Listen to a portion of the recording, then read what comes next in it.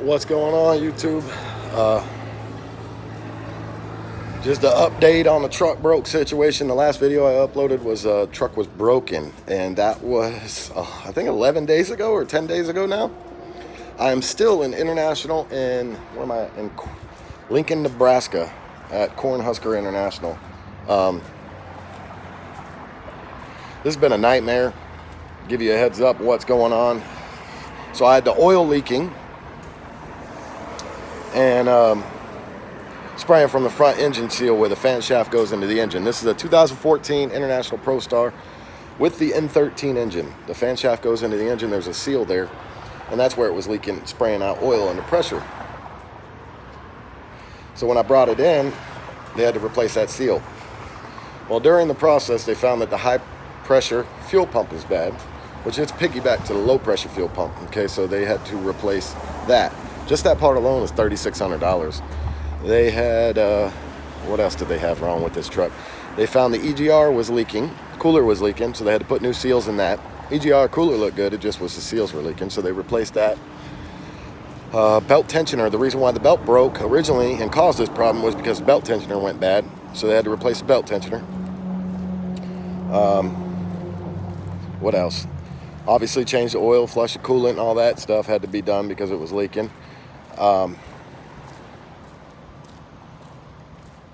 So anyway, my bill is about $12,000, $11,000 to $12,000, right in that range. Finally, to get this truck fixed. Now, as you know, this truck ain't worth that, but I'm stuck in a situation, so I have to get it fixed. Now, they've got it all done. Now, when they got it all back together, they took it for a test drive, and it was still spraying oil. So the engine seal, something was wrong with the drive, that shaft, the drive assembly, so it wasn't sealing. So they had to go back in and do it again. An 11-hour job, but replace the whole drive assembly this time, which cost me even more money. It was 11 hours of labor, I think, plus the parts. It's a freaking nightmare, to put it to say the least. So the truck is done, it's completed. Now I'm waiting on the payment, the wire transfer for the payment to go through so I can finally get the hell out of here. Today is Tuesday, I think it's Tuesday. And I've been here since last Friday. That tells you any. Let me flip this around. So you see, still got oil on it. I still got to have them wash everything. But I got a whole new drive assembly up there. We're not leaking oil anymore. I've got all kinds of new parts stuffed in this piece of crap. This, you see the new belt tensioner and everything on there. They replaced all that. They had this whole front of this motor apart. Every bit of it was off this truck. So they had to put new gasket seals, everything back in this bad boy. This 13-letter shit spreader. I tried to trade it in, but to give you a heads up, the value of it, because it's got that N13 engine and not the Cummins, the value of these trucks ain't worth a damn. So, and with a broken truck with that much dollars in repairs, they didn't want to give me anything for it. That being said, bam. That being said, this bad boy had to get fixed, unfortunately, and is rolling. It'll be rolling again here hopefully today. I'm just waiting for that wire transfer to go through. I got a load to pick up in St. Joseph, Missouri, about 2.5 hours away from here, so I got to get the move on. I'm just waiting on that transfer to go through. So, lesson learned. Just a heads up, never ever buy an International Pro Star with that Max Force engine. If you're gonna buy one, get a Cummins. Do not get that Max Force. I already know that. Everybody else told me that. I knew that. And to be honest with you, let me step back a minute. The engine has been fine. It's been fine. The DEF system sucks. The DEF system on this truck is a Cummins DEF system. So let me get that right. There's the other problems that you've seen that I had before with I had to replace the doser injector valve and all that. I've had DEF system problems. Now, part of the DEF system problems was this high pressure fuel pump, which that's International bullshit. It won't let it regen if the pump is bad. So that's part of my problems.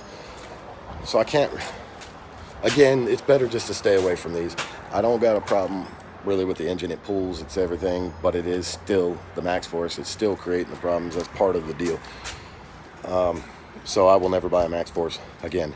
Me personally, I'll probably stay away from International altogether. I've got another truck I'm looking at right now, a Kenworth K-Dub with a Cummins engine in it.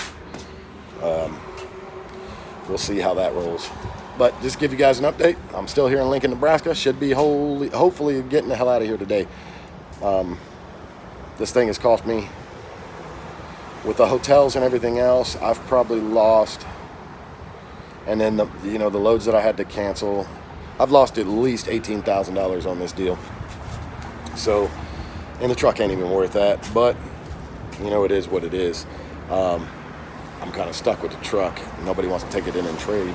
So for right now, I'm stuck with it, but I'm still thinking about punting this thing. This idea ain't over. But then again, everything is fixed on the truck now. They went through everything top to bottom, checked it out. Everything checks out good. I seen the internals of the motor, the gear drive, everything else. A mechanic went ahead and showed me that and let me take a look at it. Everything looks good. It looks like the internals of the motor look like they're damn near brand new. So everything else there looks good. So I don't know. We'll see. If I keep it, I may go ahead and buy the Kenworth and put a driver. Maybe I'll hire a driver. I'm thinking about hiring a driver to put in this truck now that I've got it all fixed and all brand new parts and everything. So we'll see. It's got to be a Landstar approved driver. Drop me a message if you're interested in coming to Landstar to work.